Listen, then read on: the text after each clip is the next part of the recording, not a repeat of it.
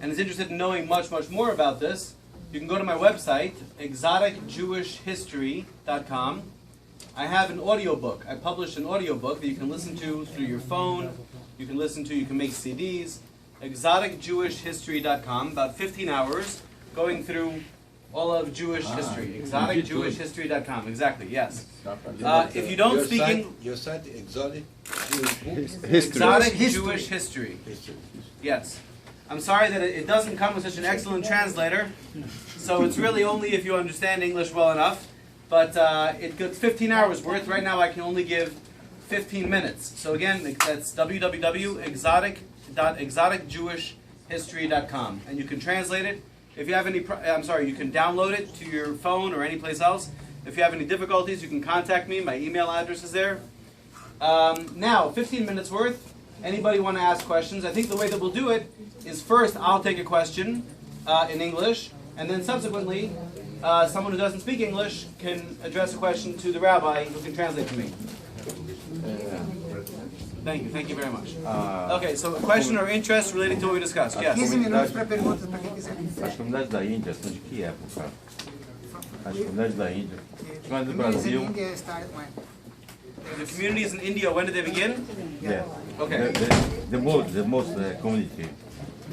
They have only one. So let me wait actually get a little order. Let me wait for a little order. People who want to leave.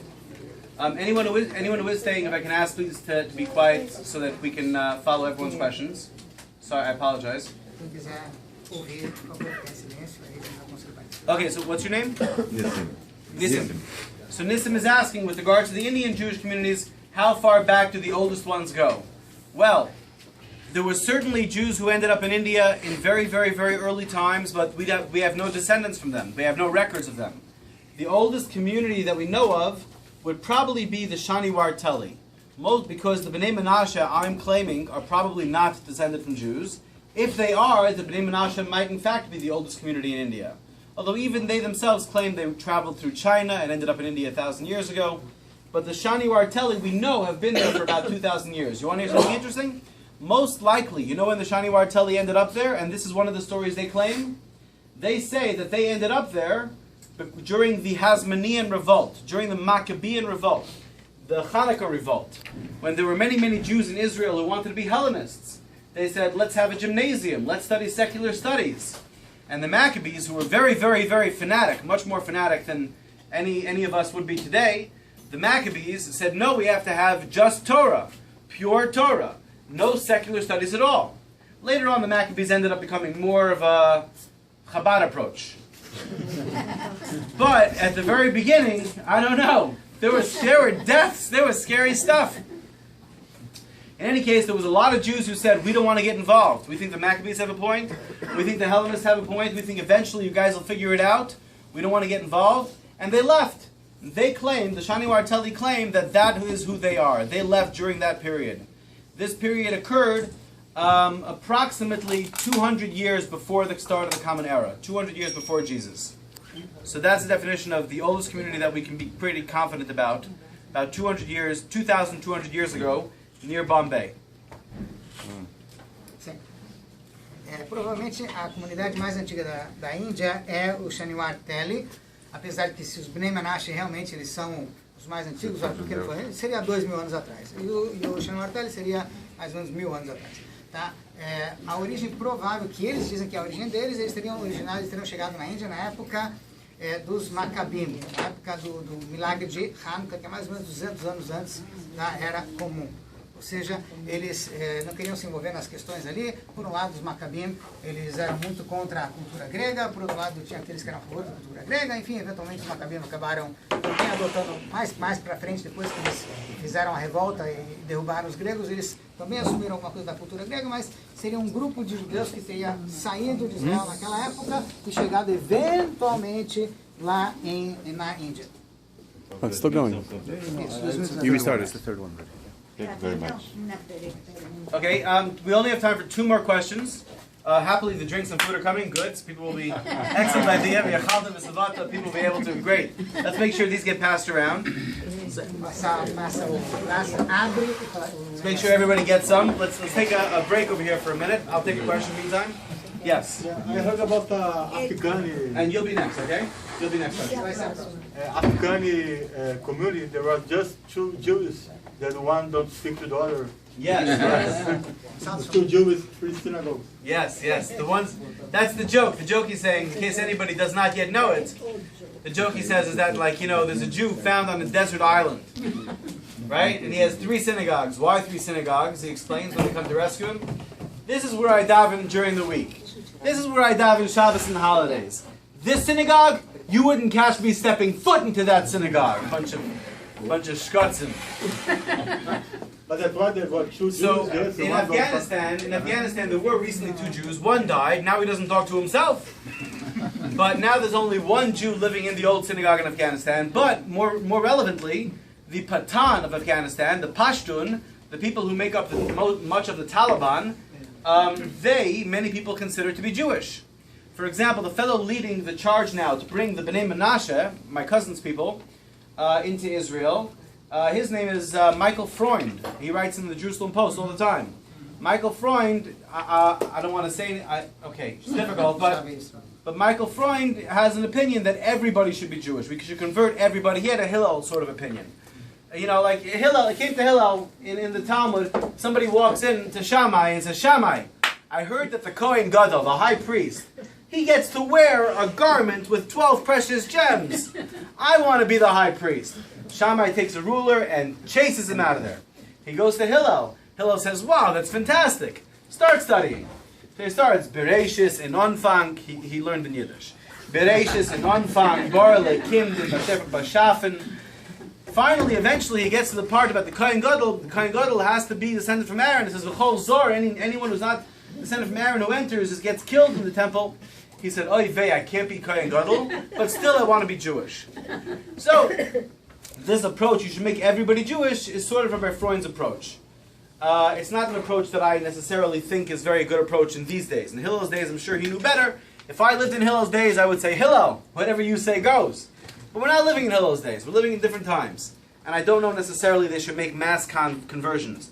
He wants to convert almost all the people of the Pathan, the Pashtan, living in Kashmir, living across the border in Afghanistan. He wants to convert them to Judaism. He says, for example, they shakel. When they daven, they shakel. What more do you need?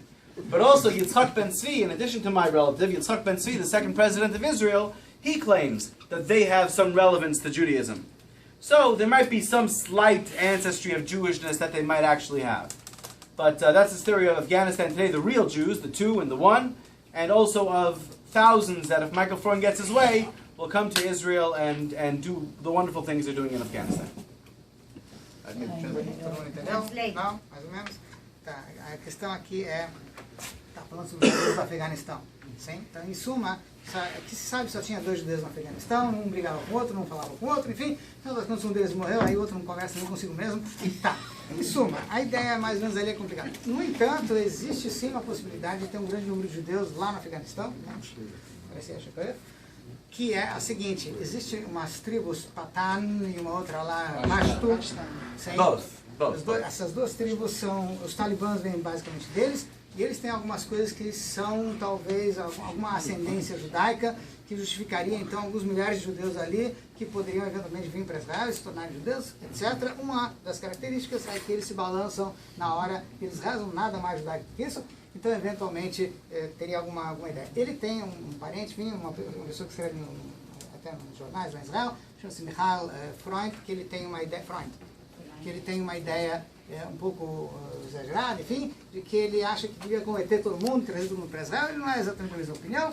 Ele dá uma de Hillel. Ele comentou antes que Hillel, um grande sábio, houve uma ocasião em que um Goy queria se converter, ele procurou Shammai, ele disse que ele queria se converter porque ele ouviu dizer que o Kohen Gadol, o sumo sacerdote, usava roupas de ouro, com pedras preciosas. Ele ficou, eu quero um negócio desses. E aí então Shammai botou ele para correr, pegou, enfim, e botou o cara para correr, e aí ele foi procurar Hillel. Ele falou, sim, vamos estudar, começou a estudar, os dois estudaram. E ele foi estudando, em Yiddish, enfim, do jeito que ele quis estudar. E aí, no final das contas, ele chegou no trecho da Torá que diz que alguém que não nasceu descendente de Aharon não pode ser Cohen. E o cara se tocou, então, que realmente estava se referindo a ele. Ele falou, mesmo assim, eu quero ser judeu. E ele continuou, ele se tornou judeu. Enfim, na época de Hillel era possível fazer esse tipo de coisa. Hoje em dia, não sei se é tão simples assim. Por isso, então, que, eventualmente, essa questão desses judeus do Afeganistão não é tão real. Por outro lado, tem o segundo presidente de Israel, Yitzhak Ben-Tzvi, ele também comungava na mesma ideia, também achava que eventualmente ali teria alguma sensibilidade, deveria se trabalhar sobre isso, etc, etc, etc. Final question, yes. Sí. I'll stick around a few minutes afterwards. Maybe you can translate that. I'll stick around a few minutes afterwards, but this is the final official question. Ele vai ficar mais um tempo depois, mas essa oficialmente é a última pergunta. Estamos hablando de 3.000 años atrás, 1.000 años atrás, de judeos de Etiopía, de India, de China, etc. Que algunos de esos movimientos, de esos judeos, falaban hebraico, arameo, ¿qué idioma falaban? Oh, they didn't speak Hebrew. Oh, those Hindu, Of all the different you're asking of all the different Jewish communities, did any of them actually speak the language Hebrew? Sí, since 1,000 years old. Yeah. Good question. So, the really, really old ones. So I'm ignoring the Baghdadi Jewish community of India because they're relatively new. They only came to India 300 years ago, really. The Bnei Menashe, they did not speak Hebrew that we know of. No. We have writings in Hebrew. The Bnei Menashe don't have writings in Hebrew, ancient writings in Hebrew. No one. So, what do you mean? From the Bnei Menashe? No, from all those. From all of them, yes. Some of them do. The Kochini Jews, yes, they did have a tradition of Hebrew, and this tradition goes back as far as we have extant documents. In other words, of course, documents deteriorate all the time. Jews believe that you should bury old documents, old sacred texts. But we have Hebrew from the Jews of Cochin, not a problem. Hundreds and hundreds of years, they go back almost 1,000 years. From the Shaniwar Teli, they spoke a little bit of Hebrew. They had the Shema Yisrael, they had a few other words. That was it. Otherwise, in China, as a matter of fact, I didn't discuss very much with regards to China, but with regards to China, the way that we try to figure out how long Jews have lived in China is we find Hebrew documents deep in China, along the old Silk Route. So, for example, we find documents from the 7th century after the Common Era, from the late 600s, late 700s.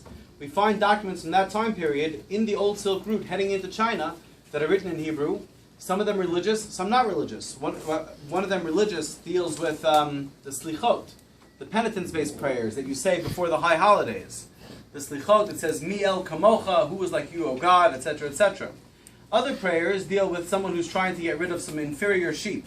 Someone says, I have some sheep, they're a little sick, they're not that great, does anybody want to buy them? So that's written in Judeo-Persian, actually. It's written in Hebrew letters, but half of the words are actually Persian. But in many of these communities, yes, the Samaritans, for example, have used some form of Hebrew for 3,000 years. I only discuss communities that I believe really, really are Jewish. I only discuss communities that I believe really actually do have a good claim to Judaism, and part of believing that they have a good claim to Judaism is Hebrew. The Ethiopians, for example, do not have Hebrew. The Ethiopians, they write the Bible in Ge'ez. Ge'ez is a written version of Amharic. They don't have much Hebrew except what they were taught by Beit Lubavitch and by others over the last 150 years. So the communities that I discuss, I take a different approach. Many people who discuss exotic Jewish communities, they look for an all-expansive approach. If we can find one Hebrew word here, for example, my cousin, Avram Eli Sonnenschein, he's not alive anymore, he passed away a few years ago, he says that the Ainu of Japan are Jewish because there's a well in Japan that's called Goshen, right? Which is where the Jews lived in Egypt. He has a few other Hebrew word examples. I don't find that convincing. It's not hard to say Goshen and to ascribe it to something. So I don't take that seriously. I only take seriously where there really is a very good reason to believe that this community either does descend from Jews or were at some point converted or achieved cultural connections with actual Jews. And you'd consider that the Hebrew is the main link? I consider Hebrew to be one of the good ways we can tell if there is a direct link. And you can translate. If everyone could please stay for the translation, and then afterwards you can ask myself questions for as long as you like, and for as long as translator Rabbi Beuthner is concerned.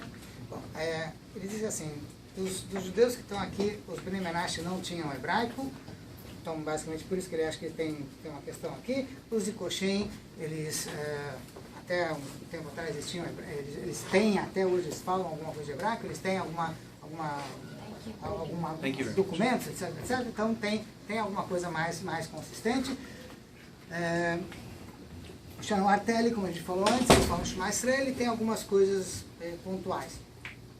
Na China, realmente, você tem documentos, existe uma rota da seda que atravessava a China, e, enfim, até a Europa e tal, e na rota da seda você encontra documentos dos anos 600, 700, onde lá você encontra pelo menos 2 documentos em hebraico persa, o hebraico como era falado na Pérsia, enfim, que um fala de questões religiosas, slichot, etc, etc, e o outro fala sobre alguém que estava querendo vender uma ovelhinha que estava doente, enfim, alguma coisa assim, que não era uma questão religiosa, mas ali você tem uma coisa mais palpável, que você tem um hebraico, você tem uma coisa que prova. Eles que, de modo geral, ele se ocupa com comunidades que têm um hebraico mais forte, que tem alguma base mais sólida de hebraico. Por exemplo, os etíopes, eles não têm hebraico, os documentos deles são em inglês ou que é amharit, uma outra língua, enfim. Então é muito difícil dizer que eles têm realmente uma base judaica. Os shomronim, os samaritanos, eles... Os samaritanos, eles têm documentos em hebraico antigo. Então, os samaritanos teriam alguma base dessa vamos assim dizer que eles têm alguma ascendência judaica. Os de Bagdade, ele não precisa nem falar, porque os de Bagdade são recentes, são só 300 anos atrás, enfim. Mas, de modo geral, só aqueles que têm alguma base mais hebraica, mais judaica, ele considera como aqueles que pode se chamar que tem uma origem. Tem gente como o primo dele, o sobrinho dele, enfim, que ele achou uma palavra no Japão, alguma coisa com a palavra Goshen, então ele acha que ali tem alguma ideia de judaica, falou, é muito difícil pegar palavrinhas aqui e ali, de repente atribuir a elas uma coisa um pouco mais judaica, o que por um lado é fácil, é só fazer um jogo de palavras, então ele não gosta muito desse tipo de coisa. Mas tem gente que gosta de fazer esse tipo de expressão. Thank you very much. Thank you.